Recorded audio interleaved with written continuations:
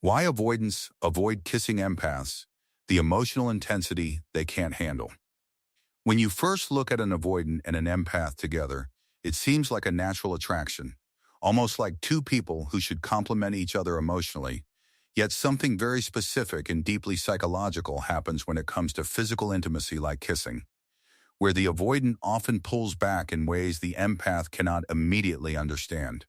Avoidants tend to experience emotional closeness as something overwhelming rather than comforting, so even a simple act like a kiss can feel to them like an unexpected emotional demand that requires vulnerability they are not fully prepared to give in that moment.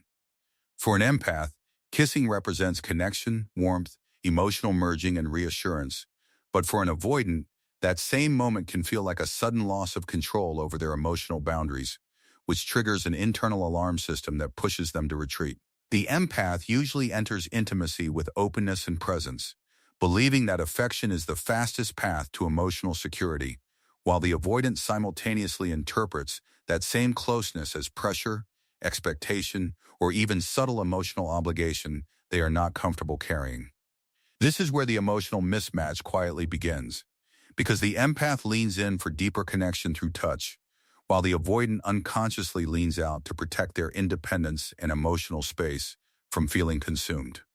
When a kiss happens, the empath is often fully emotionally engaged, reading it as a bonding moment that strengthens trust, but the avoidant may be internally analyzing it as something that is escalating too quickly and requiring more emotional availability than they are ready to give. Avoidants are not necessarily incapable of affection, but their nervous system often associates intimacy with vulnerability, and vulnerability with potential loss of control,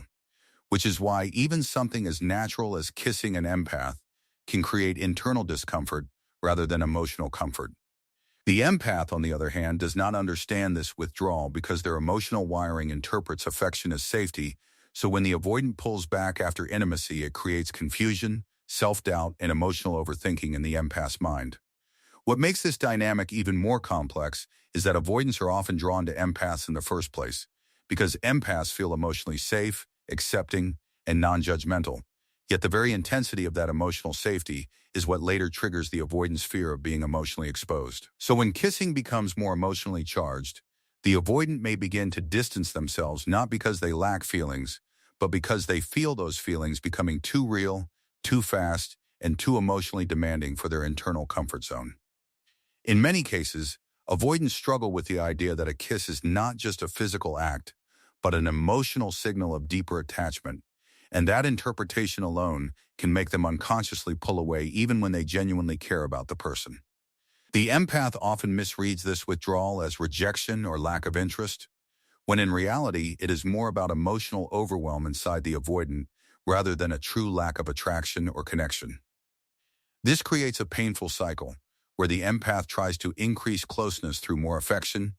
more warmth, and more emotional openness, while the avoidant responds by creating more distance to regain their sense of emotional independence.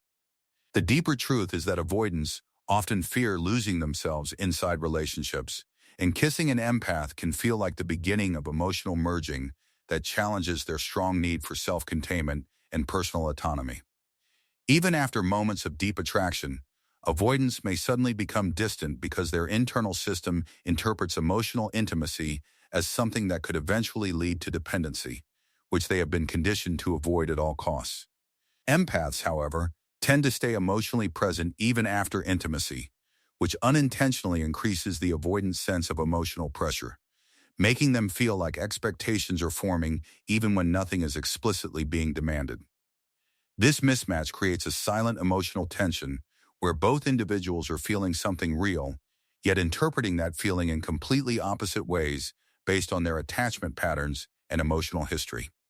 Avoidants often need space after intimacy, not because they do not care,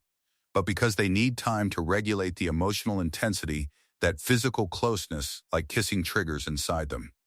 During that space, the empath may spiral into overthinking, trying to understand what went wrong, while the avoidant is simply trying to regain emotional balance and reduce internal pressure. The irony is that the more emotionally available the empath becomes, the more the avoidant may temporarily withdraw, not as punishment, but as a subconscious defense mechanism against feeling emotionally overwhelmed. This is why the act of kissing, which is normally seen as simple affection, becomes a psychologically intense moment in avoidant empath dynamics,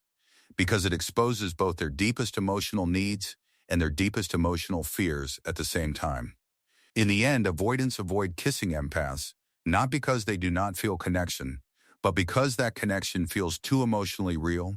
too fast, and too deeply binding for their current emotional capacity to handle without retreating. And until both sides understand this internal conflict, the empath will keep seeking closeness while the avoidant keeps seeking distance, creating a cycle where love exists, but emotional timing never fully aligns.